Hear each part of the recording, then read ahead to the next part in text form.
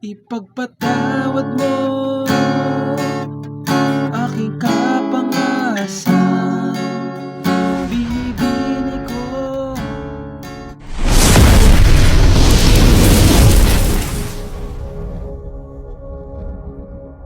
Hello mga ka-idol! So ngayon meron na naman akong ituturo sa inyong magandang kanta. Ang title pala na itong kantang ituturo ko ngayon sa inyo ay yung Ipagpatawad Mo by BST Company. So napakaganda nito, medyo may mga bar chords nga lang siya mga ka-idol, pero alam ko naman kaya-kaya nyo yan. Basta lagi lang practicein nyo yung mga bar chords. So itong mga chords niya mga ka-idol is may mga 7 parang 7 chords yung ano niya.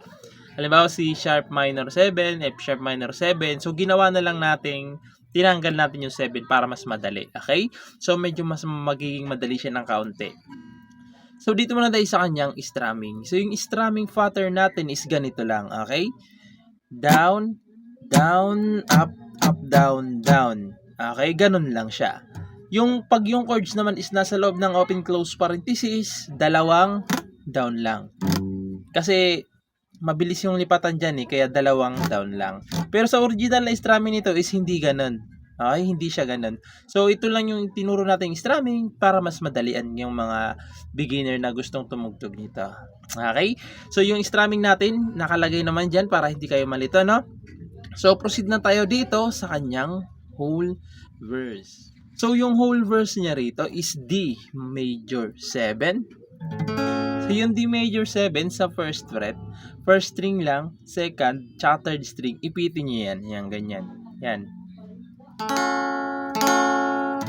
Yan. Tapos, C sharp minor na nasa loob ng open-close parenthesis.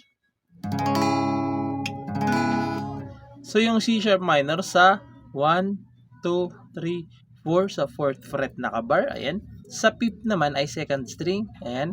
Dito naman sa kanyang 6 ay 4th string tsaka 3rd string lang. Ayan. C sharp minor na nasa loob ng open-close parenthesis. F sharp minor na nasa loob ng open-close parenthesis. So, yung F sharp minor sa second fret nakabar. 1, 2. Nakabar siya dyan. Sa 4th fret naman ay 4th string lang tsaka 5th string. Okay? F sharp minor. Yung tatlong chords na yan, 2 times nyo gagawin. Okay? 2 times. Pag nagawa nyo ng 2 times, pupunta kayo ng B minor na nasa loob ng open-close parenthesis. C sharp minor na nasa loob rin ng open-close parenthesis. Tapos F sharp minor na wala ng open-close parenthesis. Yung chords na din yan, 2 beses nyo rin gagawin. Okay? 2 beses din. Pag nagawa nyo ng 2 beses, babalik kayo ng B minor na wala ng open-close parenthesis, tapos pupunta kayo ng E. So, yung E, 3rd string, 5th string, tsaka 4th string lang. Okay, ayan. Okay? So, yan na yung mga pang whole verse nyo mga ka-idol. Paulit-ulit na lang yung pagpasok yung verse, yan na yung chords niya. Okay? So, sasampulan ko kayo para mas maintindihan nyo, no? So, yung strumming natin nakalagay naman dyan, palitan nyo na lang yan kung sakaling may gusto kayong ipalit. Okay? So, ganito siya kapag kinantahan sa verse. Ipagpatawad mo aking kapangasan. Isa pa, binibini ko. Sana'y maintindihan. Alam kong kailan lang tayo nagkatagpo. Paulit nyo lang ulit muna yung B minor na may open-close parenthesis. Ngunit para lang sa'yo ayaw na lumayo. Ipagpatawad mo ako ba'y naguguluhan. Tapos, verse pa rin yun, second verse. Doon naman yun sa part naman na di ka masisi na ako ay pagtakhan, di na dapat.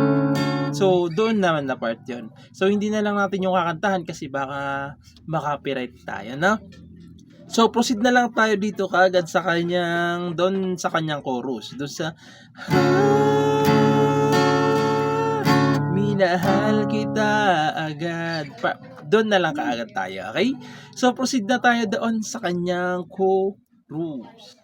So, yung chorus niya rito mga ka-idol is D major 7. So, naturo ko naman na itong D major 7, no? Kaya, hindi na natin iisa-isahin para mabilis na yung tutorial natin. Okay, D major 7. Sunod is C sharp minor na nasa loob ng open close parenthesis. F sharp minor na nasa loob ng open close parenthesis. Yung tatlong chords na yan, 2 times nyo gagawin. Okay, 2 beses. Pag nagawa nyo ng 2 beses, pupunta kayo ng B minor na walang open close parenthesis, tapos E na walang open close parenthesis din. Okay? Sasampulan ko naman yung kanyang chorus para mas maintindihan nyo. Pagpasensyahan nyo lang yung pagkanta ko rito kasi mahirap kantahin to. So, ganito naman siya kapag kinantahan. Minahal kita agad. Isa pa.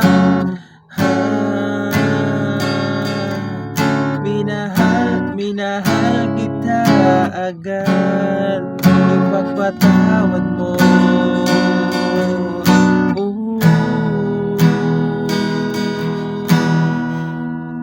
Pagkatapos, babalik lang ulit kayo sa kanyang mga verse, tapos chorus ulit, tapos ayun na, hanggang matapos na yung kanta.